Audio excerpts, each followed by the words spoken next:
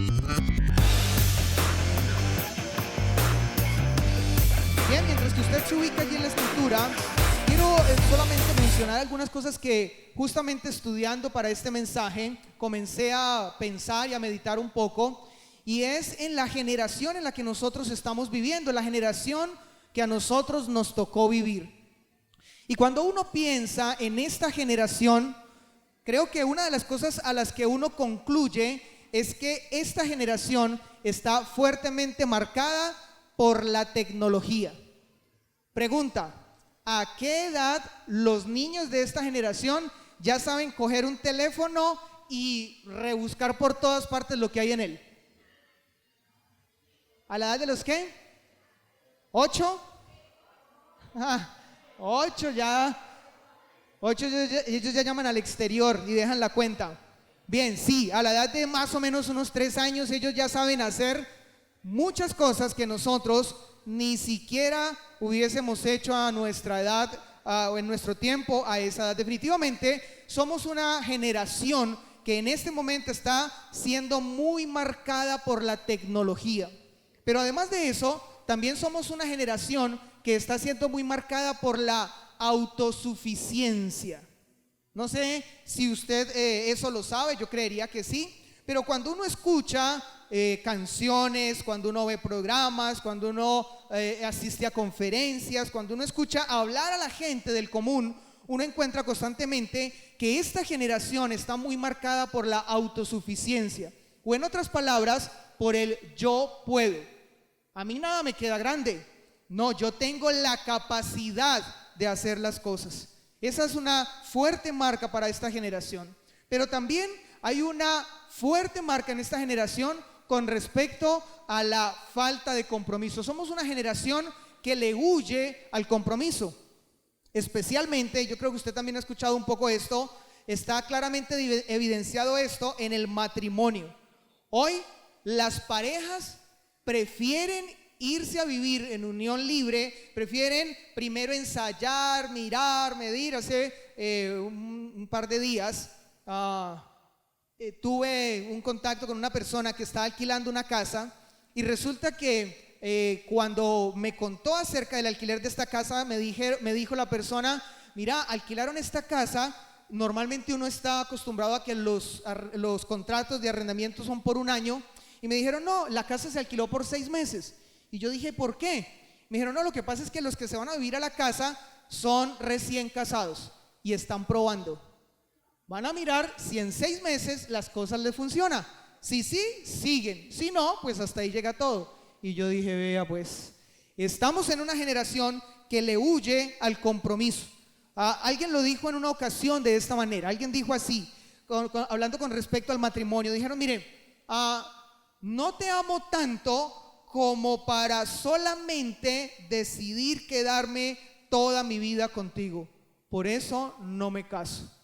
Y normalmente eso es lo que pasa en nuestra generación. Se le huye tremendamente al compromiso hoy.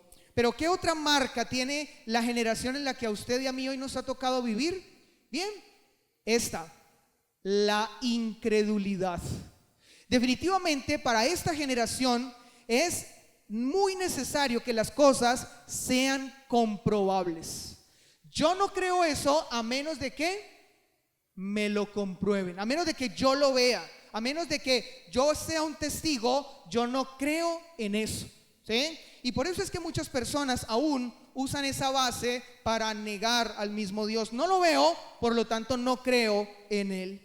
Yo quiero invitarle a que usted me acompañe al Evangelio de Marcos, capítulo 9. Vamos a leer del versículo 14 al versículo 29, y nos vamos a dar cuenta que una de estas marcas de las que hablamos de esta generación hoy también hacía parte de la generación en la que nuestro Señor Jesús compartió este momento. Y esto puntualmente se encuentra en el versículo 19. Permítame leer el versículo 19 y nos regresamos al versículo 14 para leer todo el texto, pero para tener desde el inicio de la lectura la óptica donde colocaremos el énfasis, o donde el texto coloca el énfasis. El versículo 19 dice: y respondiendo él, haciendo referencia a Jesús, les dijo, escuchen las palabras de Jesús: oh generación incrédula. Oh generación incrédula. Cuando Jesús está compartiendo con una gran cantidad de personas para este momento, a todas ellas, levantando su voz, les llama incrédulos. Así como muchos en el día de hoy, así como esta generación está también muy impregnada por la incredulidad, por no tener una disposición a la fe. Ahora, teniendo esto claro, entonces le invito a que nuevamente regresemos al versículo 14 o vayamos al versículo 14 y hagamos la lectura de este texto. Dice así: cuando llegó a donde estaban los discípulos, vio una gran multitud alrededor de ellos y escribas que disputaban con ellos, y enseguida toda la gente viéndole se asombró, y corriendo a él le saludaron y les preguntó: ¿qué disputáis con ellos? Y respondiendo uno de la multitud dijo: Maestro, traje a ti mi hijo que tiene un espíritu mudo, el cual donde quiera que le toma le sacude y echa espumarajos y cruje los dientes y se va secando. Y dije a tus discípulos que lo echasen fuera y no pudieron. Y respondiendo él les dijo: oh generación incrédula, ¿hasta cuándo he de estar con vosotros? ¿Hasta cuándo os he de soportar? Traédmelo. Y se lo trajeron. Y cuando el espíritu vio a Jesús, sacudió con violencia al muchacho, quien cayendo en tierra se revolcaba, echando espumarajos. Jesús preguntó al padre: ¿cuánto tiempo hace que le sucede esto? Y él le dijo: desde niño, y muchas veces le echan el fuego y en el agua para matarle. Pero si puedes hacer algo, ten misericordia de nosotros y ayúdanos. Jesús le dijo: si puedes creer, al que cree, todo le es posible. E inmediatamente el padre del muchacho clamó y dijo: creo, ayuda mi incredulidad. Y cuando Jesús vio que la multitud se agolpaba, reprendió al espíritu inmundo diciéndole: espíritu mudo y sordo, yo te mando, sal de él y no entres más en él. Entonces el espíritu, clamando y sacudiéndole con violencia, salió y él quedó como muerto. De modo que muchos decían: está muerto. Pero Jesús, tomándole de la mano, le enderezó y se levantó. Cuando él entró en casa, sus discípulos le preguntaron aparte: ¿por qué nosotros no pudimos echarle fuera? Y él les dijo: este género con nada puede salir sino con oración y ayuno. Bien, leemos entonces este texto y nos encontramos en otro momento más donde nuestro Señor Jesús está obrando de una forma milagrosa, sobrenatural, en la vida de otra persona. Ya hemos leído diferentes textos donde Él de manera milagrosa no solamente obró en sanidad, sino aún en el control de la creación y de muchas formas, dejando claro quién es Él. Y justamente nos encontramos entonces ahora en el capítulo 9, acercándonos, diríamos que a la mitad del Evangelio de Marcos.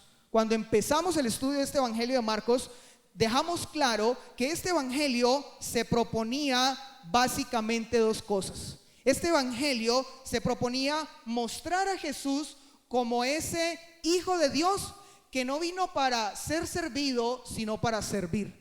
Eso va a estar claro en el capítulo 10, que es el siguiente capítulo que nos corresponde estudiar. Pero además de eso, también el mismo evangelista Marcos nos dice que Él no solamente no vino para ser servido, sino para servir, pero al final Él termina diciendo: para dar su vida en rescate por muchos. Y hasta ahora lo que hemos venido estudiando en este evangelio es la primera parte. Él vino fue para servir. Y en este texto nos encontramos nuevamente a nuestro Señor Jesús sirviendo a las personas que estaban a su alrededor. Pero Él no lo hizo simplemente porque era una necesidad más. No lo hizo porque apareció alguien con una situación complicada y bueno, Jesús tenía el poder para eso y simplemente obró. No, aquí hay una razón clara del porqué del obrar de nuestro Señor Jesús.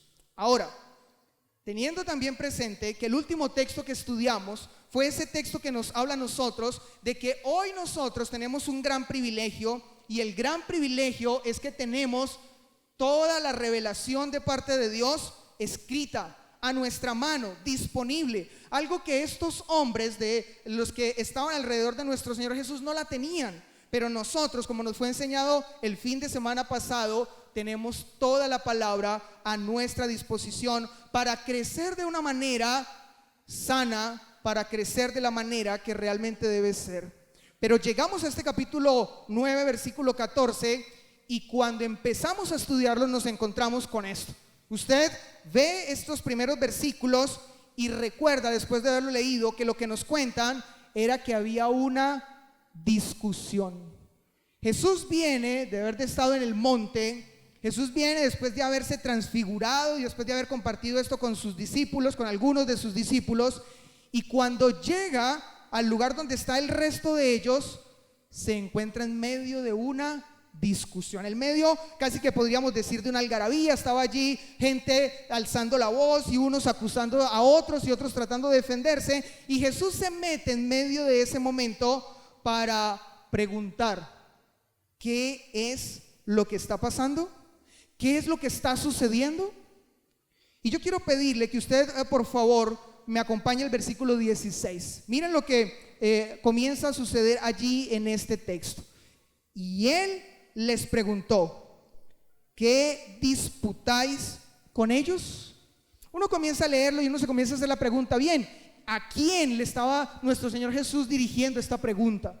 Porque cuando uno lee el texto, uno ve que hay varios personajes que aparecen en este momento. Los primeros claramente eran los discípulos. Después vimos al leer el texto que había una gran multitud. Dentro de esa multitud habían unos escribas. Y además de eso, también en medio de esa multitud había un padre. Pero Jesús se mete en medio de la multitud, en medio de la discusión, y hace la pregunta: ¿qué es lo que pasa? ¿Qué es lo que está sucediendo? Bien, creemos que nuestro Señor Jesús tiene claro el conocimiento sobre todas las cosas. Pero el hecho de entrar en medio de esa discusión era porque Él quería dejar claro algo. Él quería, diríamos en nuestras palabras, aprovechar ese momento para dar una enseñanza y algo que aportara al proceso de dejar cada vez más claro el que Él era el siervo y que venía a servirle a quienes estaban allí. Ahora, en medio entonces de esa pregunta, quiero pedirle, vamos a saltear al principio un poco algunos versículos de este texto, pero vamos a hacerlo con una intención. Quiero pedirle que saltemos al versículo 19. Recuerde, Jesús está en medio, hay una algarabía. Diríamos que si nosotros nos acercamos a ese momento, poco podríamos entender lo que estaba pasando. Pero cuando Jesús ya entiende un poco más lo que allí está sucediendo, sucede lo que pasa en el versículo 19. Y respondiendo él les dijo: oh generación incrédula, oh generación incrédula. ¿Por qué Jesús da esta aseveración? ¿Por qué Jesús habla de una manera fuerte? Porque estas no son unas palabras sencillas, estas no fueron unas palabras cordiales, podríamos decir nosotros hoy. ¿Por qué Jesús acusa de esta manera? Bien, si recordamos la lectura, lo que está sucediendo aquí es esa algarabía estaba pasando porque un padre, un hombre, había traído a los discípulos su hijo que se encontraba en una condición bien difícil. Estaba poseído por un demonio, y lo que él había hecho era presentarlo delante de ellos para que ellos lo liberaran, para que ellos lo devolvieran en las mejores condiciones a su padre. Pero lo que había sucedido era que nada de eso había pasado.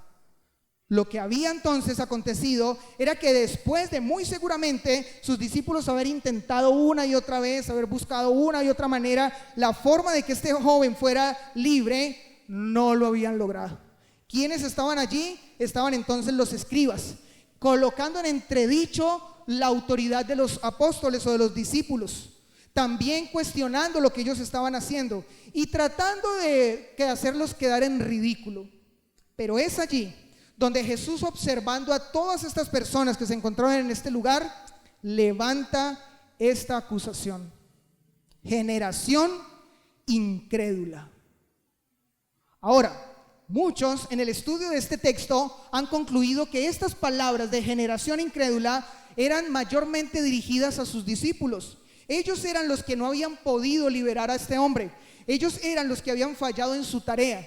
Sin embargo, también otros estudiosos de la Escritura consideran que esta aseveración, esta acusación, era para todos los que estaban allí.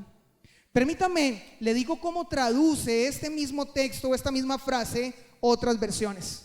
Por ejemplo, la Dios habla hoy dice gente sin fe.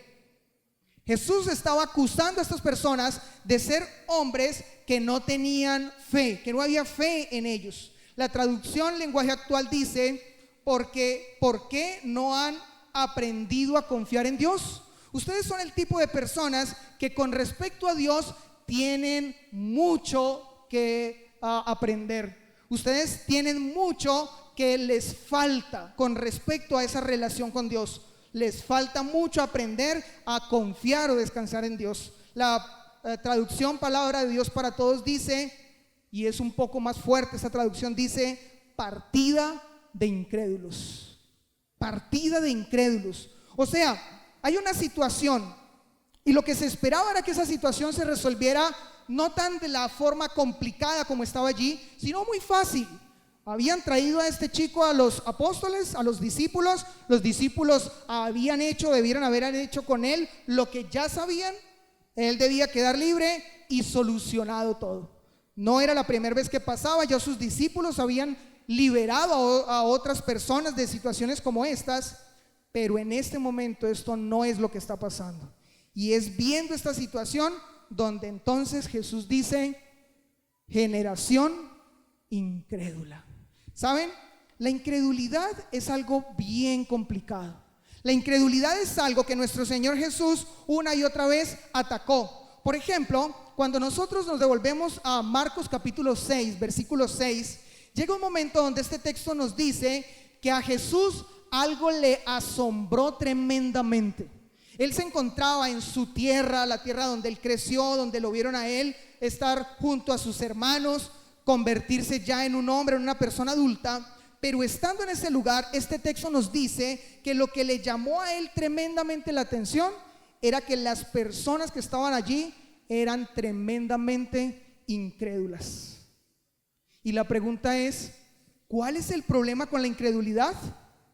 ¿Qué tiene de importante la incredulidad para el mundo hoy o para nosotros como cristianos?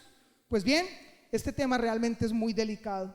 Cuando nosotros vamos a Hebreos capítulo 3 versículo 19, nos encontramos que este texto hace una referencia al pueblo de Israel, a ese pueblo que Dios había liberado con grandes prodigios, a ese pueblo que Dios había hecho grandes cosas para llevarlo al punto donde Dios quería tenerlo, a las puertas de la tierra prometida, al cumplimiento de la promesa de Dios. Pero ¿qué sucede? La incredulidad de ellos no permitió que se cumpliera lo que Dios había prometido. Dice el versículo 19 de Hebreos capítulo 3, no pudieron entrar a causa de la incredulidad. La incredulidad privó a estos hombres de la bendición de Dios. Pero hay algo más que dice la Escritura y que agudiza un poco más esta situación con respecto a la incredulidad. Apocalipsis capítulo 21, versículo 8 dice lo siguiente: pero los cobardes e incrédulos tendrán su parte en el lago que arde con fuego y azufre, que es la muerte segunda. ¿Saben? Este tema no es un tema ligero en la palabra de Dios.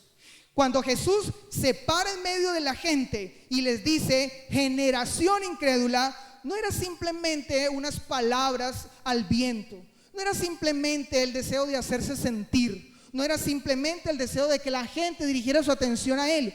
Era porque con esto había una gravedad, porque con esto había algo que era terrible si no se le ponía atención. Y según entonces, como acabamos de leer en Apocalipsis, es que la incredulidad solo tiene al final un resultado. ¿Cuál? La muerte segunda. Y es allí entonces, en medio de esto, donde Jesús hace alusión a la incredulidad. Ahora, ¿por qué Jesús les llamó a todas estas personas generación incrédula? ¿Cuál fue la razón? Pues bien, aquí simplemente permítame repetirle algo que usted ya ha escuchado en esta noche. Les llamó incrédulos porque la multitud que estaba allí solamente estaba de curiosa, solamente estaba mirando qué era lo que había de pasar en ese lugar, pero no había un deseo de conocer realmente lo que allí estaba pasando, conocer a Dios o su poder, o conocer el Hijo de Dios o lo que el Hijo de Dios haría. Simplemente la multitud estaba curioseando, no tenía ninguna intención de crecer en el conocimiento de Dios. Por eso esa multitud podía llevarse ese título de generación incrédula. Pero también se encontraban allí los escribas, y a ellos muy claramente podríamos estar diciendo de que este título de generación incrédula les casaba, era porque ellos, su intención en ese lugar era buscar la caída de los discípulos, era que los discípulos quedaran en ridículo. Ellos no estaban buscando ver algo que les pudiera llevar, como dijimos con la multitud, a conocer de Dios, a acercarse más a Dios, a mirar qué había en sus vidas que había que reconsiderar o cambiar. Simplemente ellos estaban buscando la caída de los discípulos. Pero también estas palabras, mayormente, como ya lo dije, eran unas palabras dirigidas a los discípulos. Jesús dice: oh generación incrédula.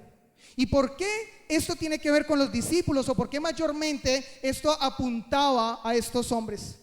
Pues porque estos hombres creían que por el hecho de que eran discípulos, por el hecho de que en algún momento ellos habían recibido la autoridad, habían recibido el poder para tratar con personas así, ya todo de ahí en adelante se iba a resolver facilito.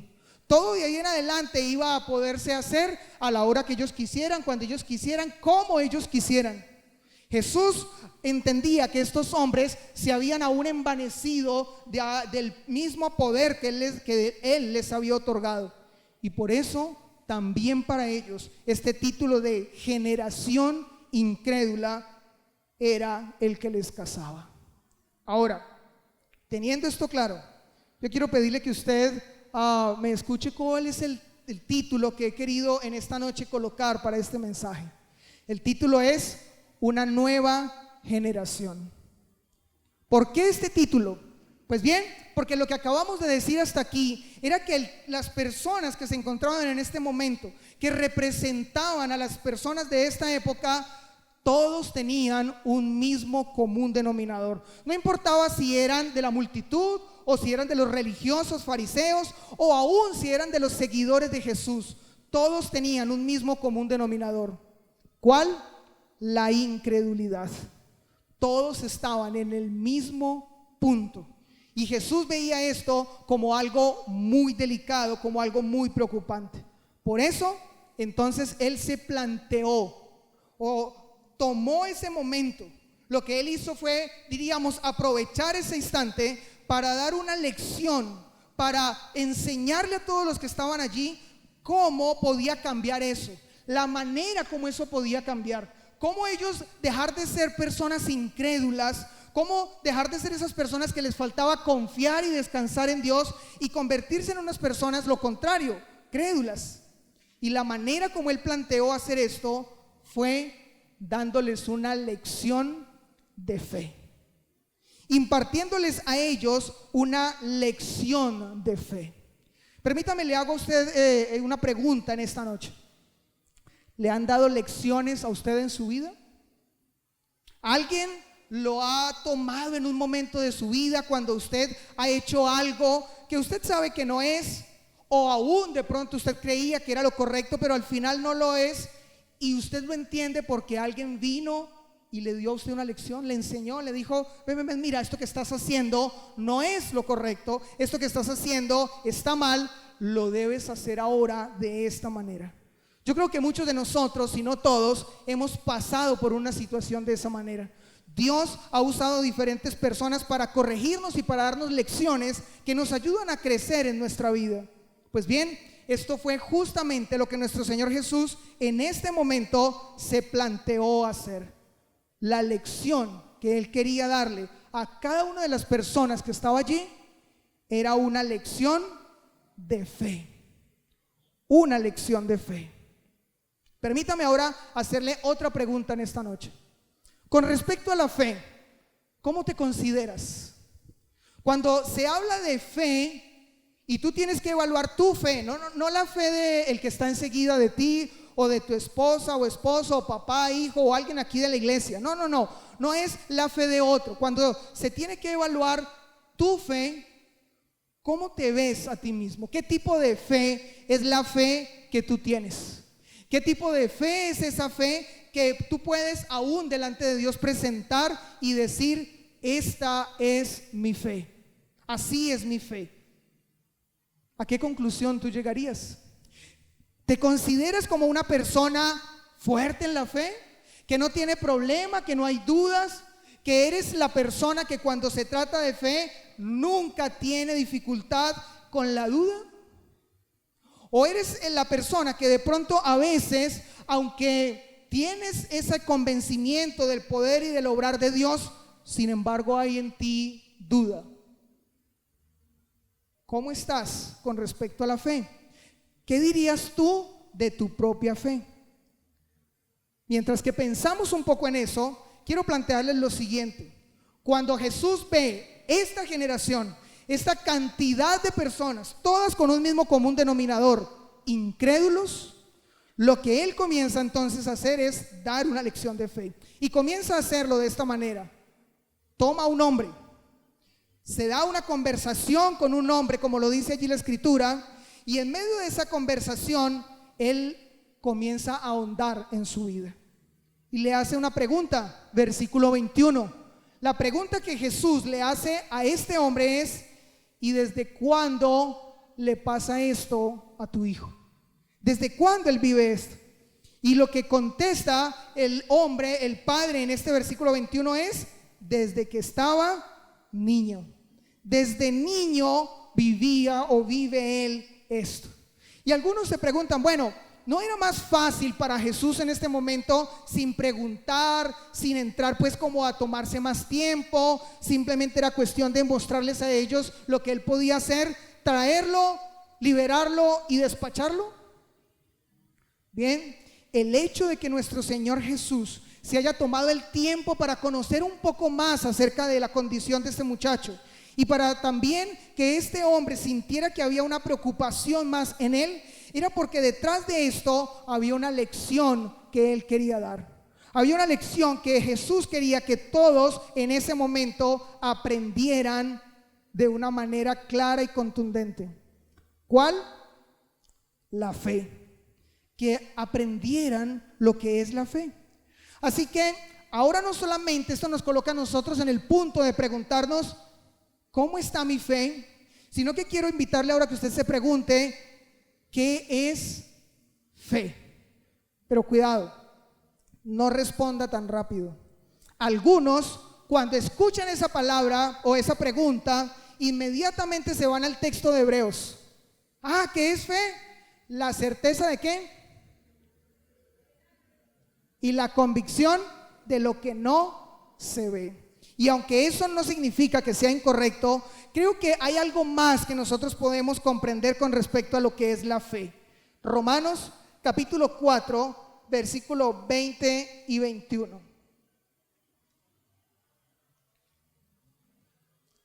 Romanos capítulo 4, versículos 20 y 21.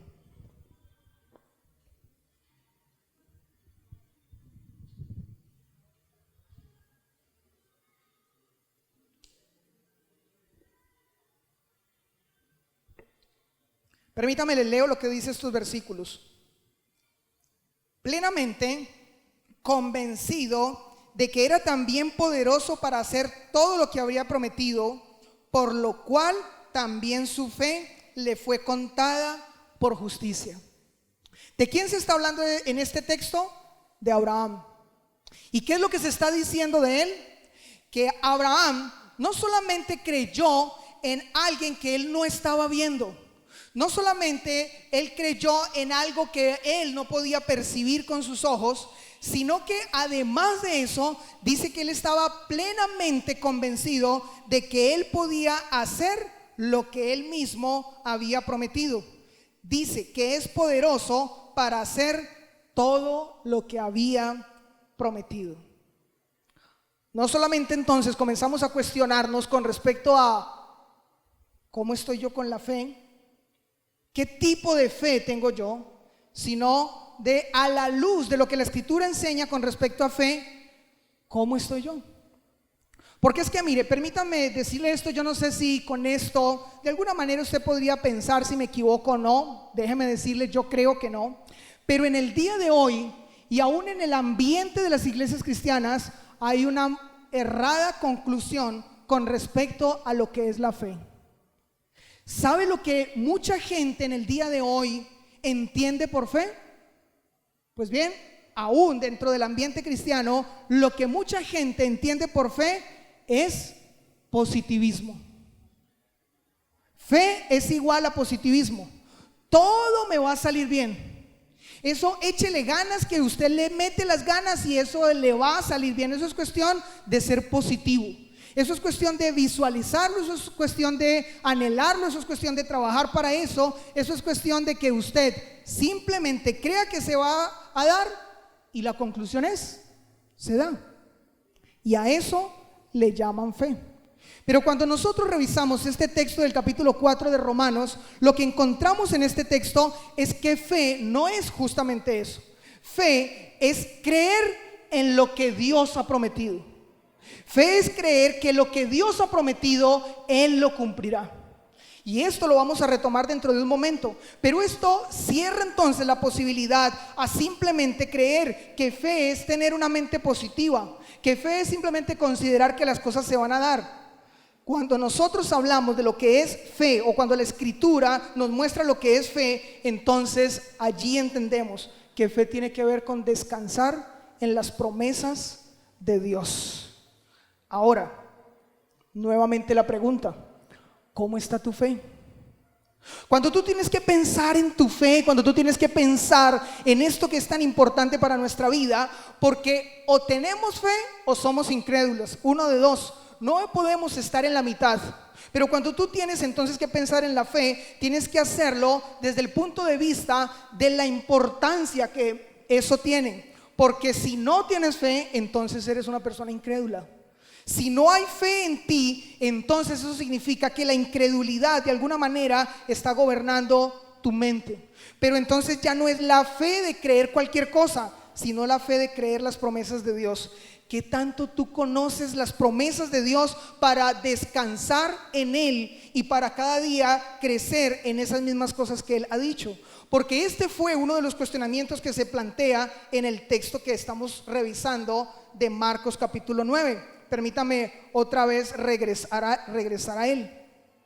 Cuando nosotros vamos al versículo 23, miren lo que aparece. Aquí hay un juego de palabras que no quiero dejar pasar por alto. Versículo 23 dice: Jesús le dijo, si puedes creer. ¿Y por qué Jesús le dice estas palabras a este hombre, a este padre?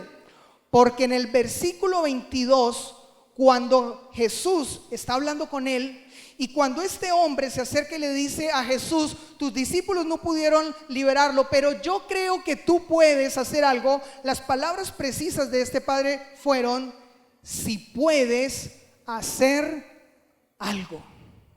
Si puedes hacer algo. Si no perdemos de vista, cuando el texto empieza, esta historia comienza diciendo que este hombre llevaba a su hijo a Jesús. Él inicialmente no iba en busca de los discípulos, él iba en búsqueda de Jesús. Pero como Jesús no estaba, entonces fue atendido por los discípulos. Pero ahora que está Jesús, de hecho podemos nosotros decir que él tenía una confianza en Jesús. Pero cuando llega la hora de demostrar esa confianza a Jesús, lo que él le dice es: si puedes hacer algo. ¿Qué notamos nosotros en estas palabras? Que no había un pleno convencimiento en él de eso que dice Romanos, de creer en todo lo que Dios ha prometido o ha dicho que hará. Porque si hay una de las cosas en las que nosotros podemos descansar en la Escritura, es en creer que Dios a nuestra vida trae libertad, que Dios a nuestra vida trae liberación. Pues bien, este hombre debía haber creído en esto, pero sus palabras hacia Jesús expresan que hay una duda. Y por eso es entonces el juego de palabras. Versículo 23, Jesús no le dice, ven, ¿cómo así? ¿Cómo así de que si yo puedo hacer algo? No, es que el punto no está en mí. Cuando estamos hablando de fe, no estamos hablando de algo que tiene que ser visto en mí. Jesús lo que le dice a este hombre es, si puedes creer. En otras palabras, lo que Jesús le está diciendo es en ti donde está la situación. Tú eres el que tienes que creer. No me corresponde a mí si yo puedo hacer algo, no. Ahora nosotros entendemos estas palabras de Jesús porque obviamente Él era Dios y Él puede hacer todo lo que quiera. Pero el punto era en la fe de este hombre, estaba en lo que este hombre tenía en su cabeza. Por eso Jesús le regresa las palabras a él y le dice, si puedes creer. En otras palabras, a ti es al que te corresponde creer. Pero miren, aparece algo más al final de este versículo 23. Jesús le dijo, si puedes creer. Al que cree, ¿qué termina diciendo el texto?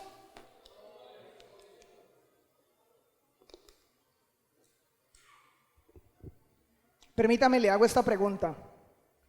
¿Significan estas palabras de nuestro Señor Jesús el boleto para lo que quiera?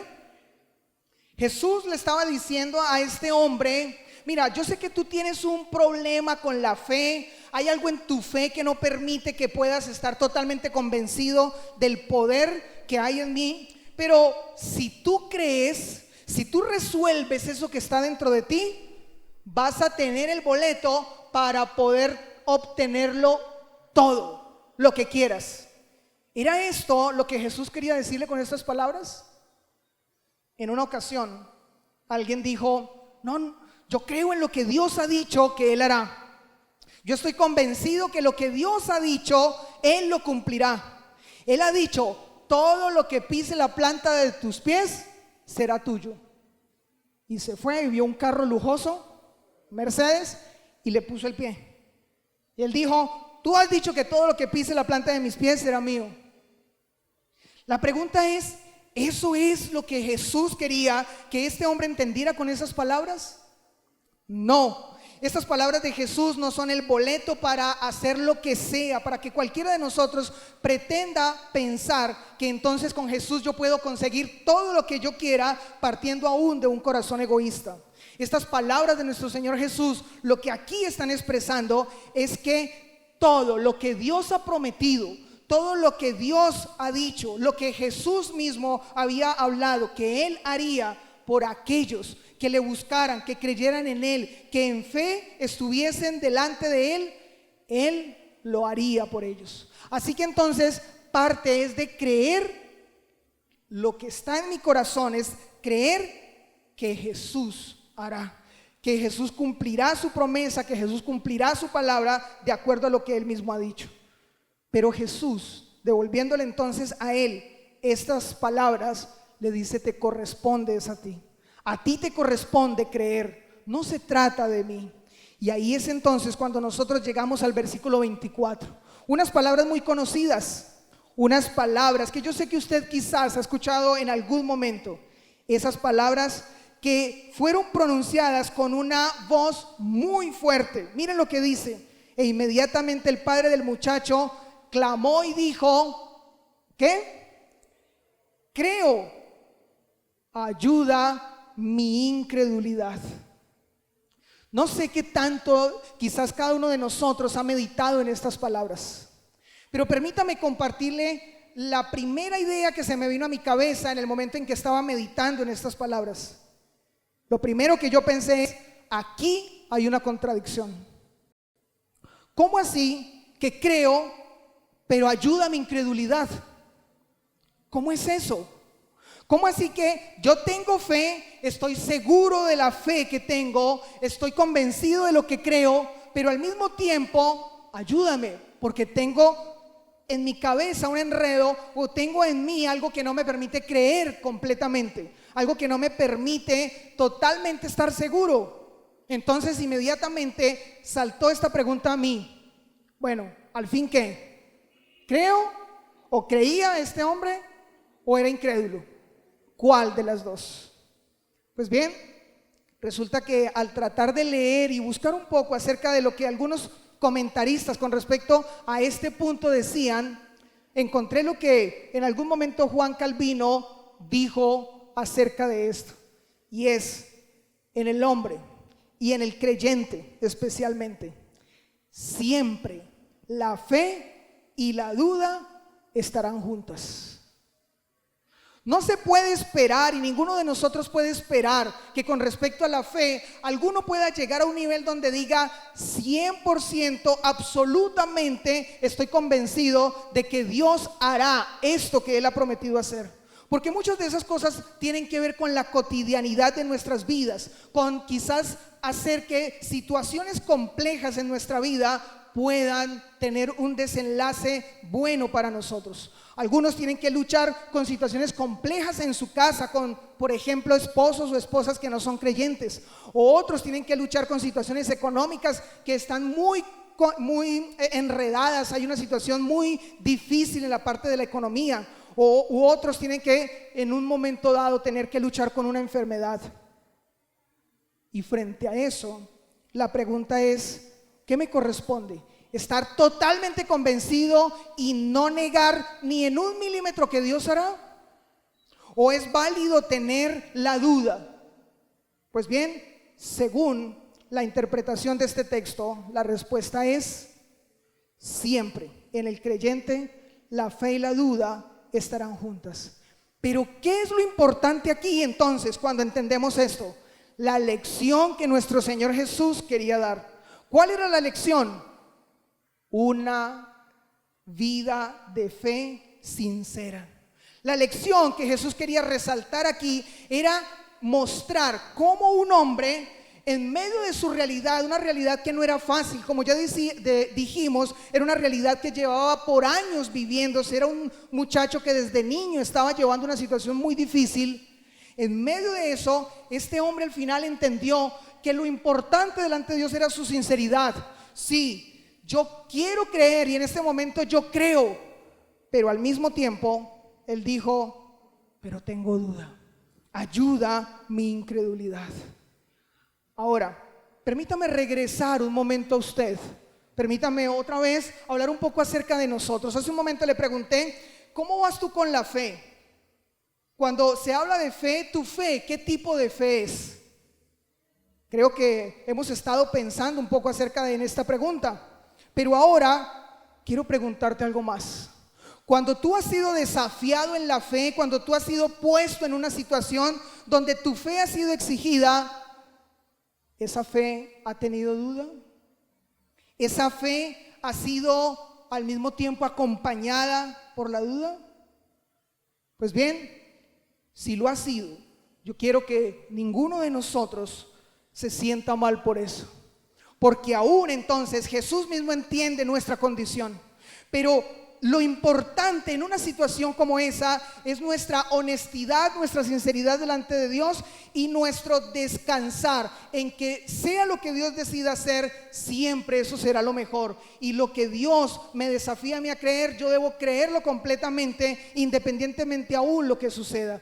Jesús le dijo a este hombre, nosotros ya conocemos el desenlace de la historia, pero Jesús le dijo a este hombre: cree. Él no sabía qué iba a pasar a continuación. Él le dijo: yo creo, tengo dudas, pero creo.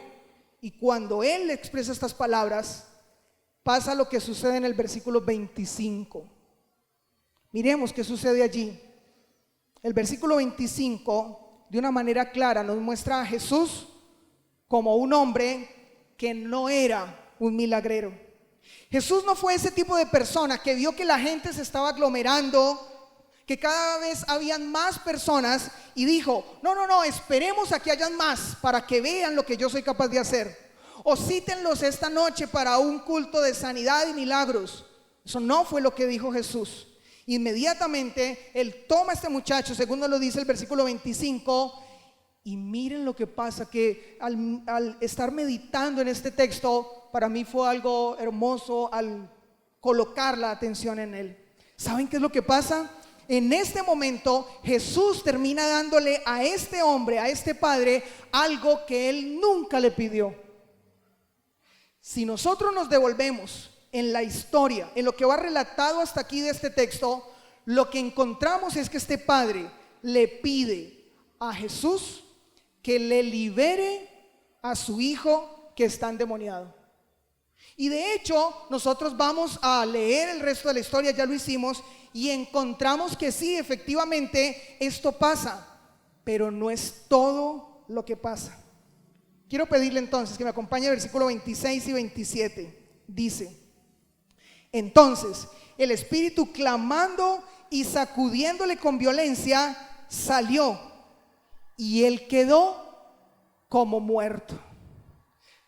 Al estudiar el texto, muchos teólogos de la palabra encuentran que esta expresión que usa Marcos en este texto es la misma que se usa cuando Jesús resucita a la hija de Jairo.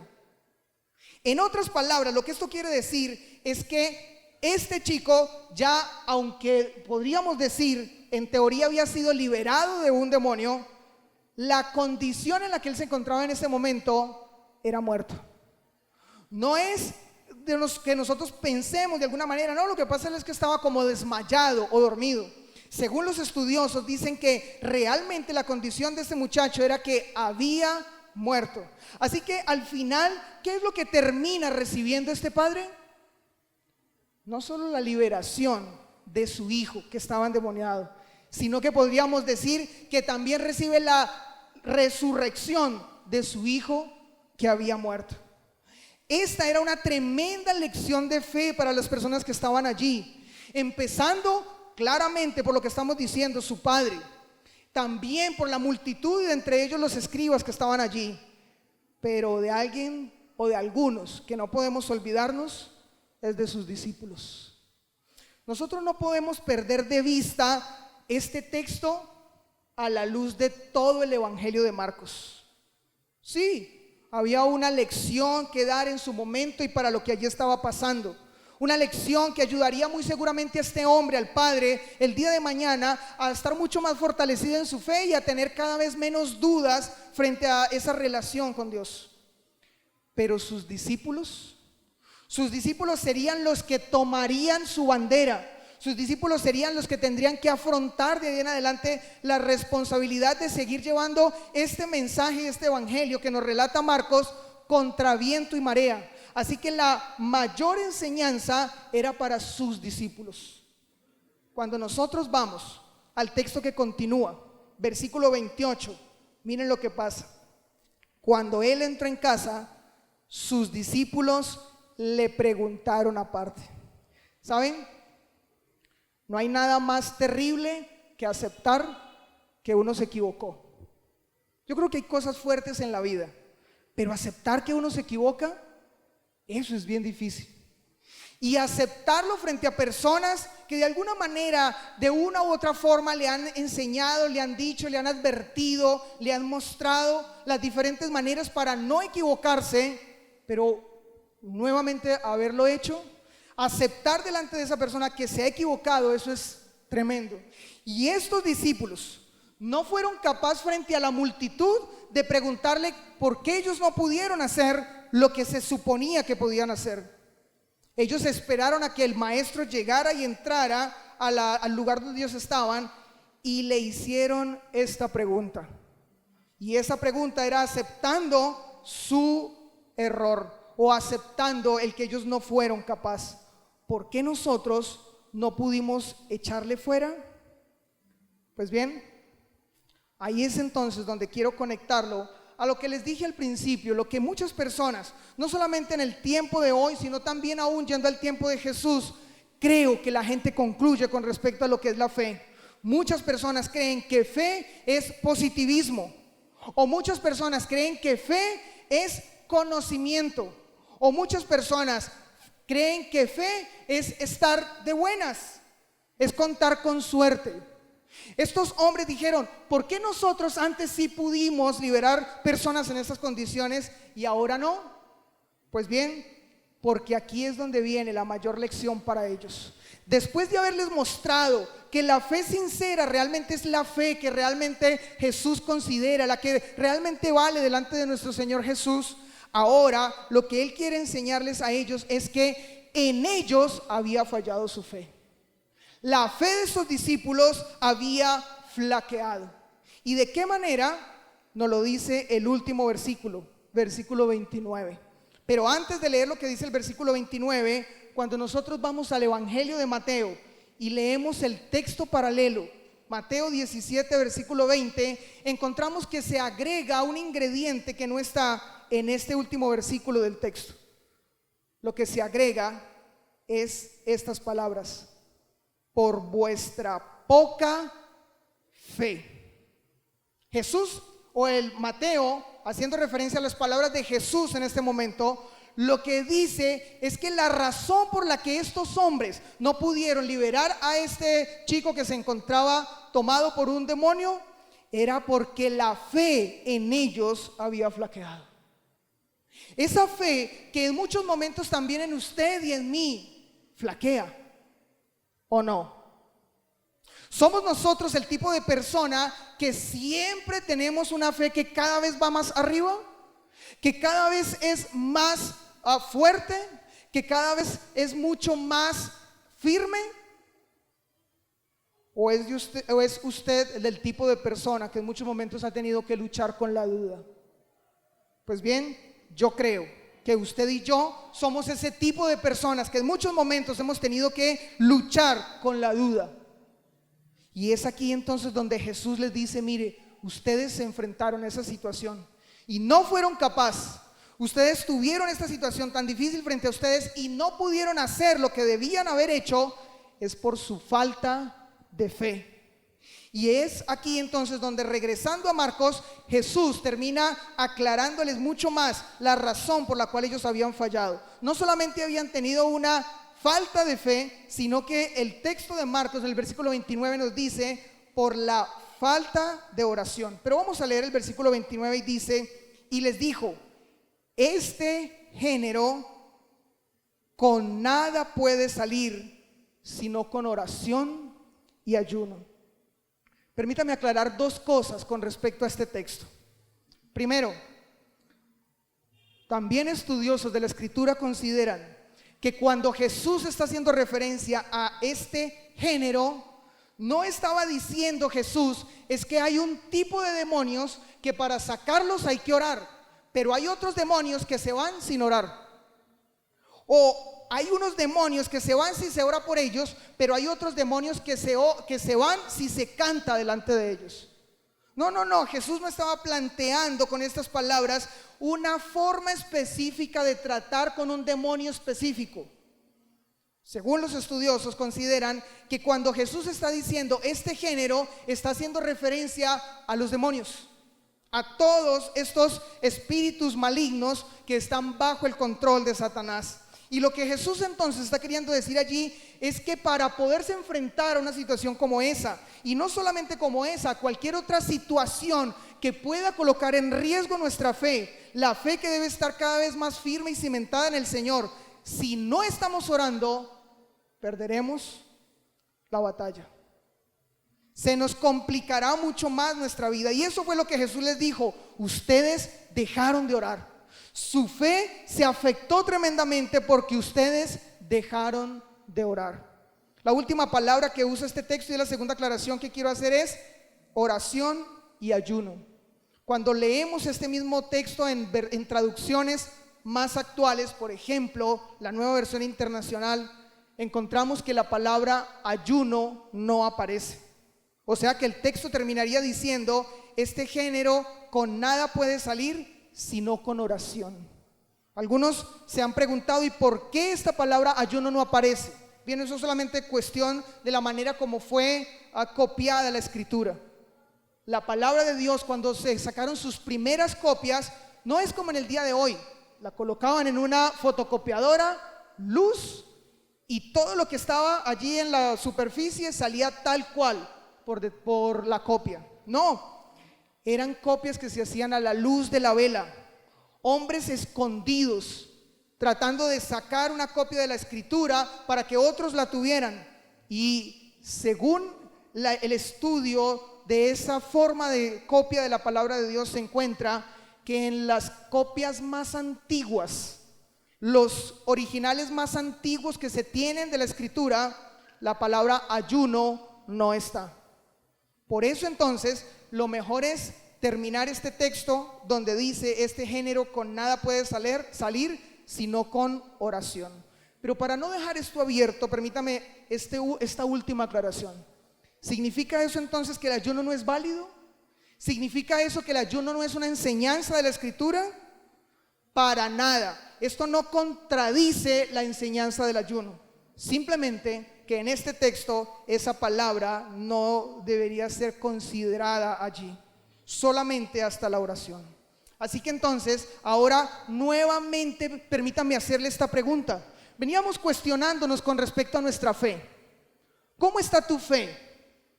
Esa fe de la que nosotros sabemos que un creyente, si no crece cada vez más en ella, está rozando y está peligrosamente acercándose a la incredulidad.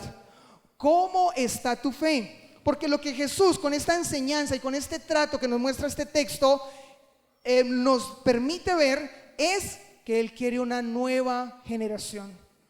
Él no quiere esa generación como esa multitud o como estos fariseos o aún como estos discípulos que en lo que ellos estaban viviendo allí les faltaba tremendamente crecer en la fe.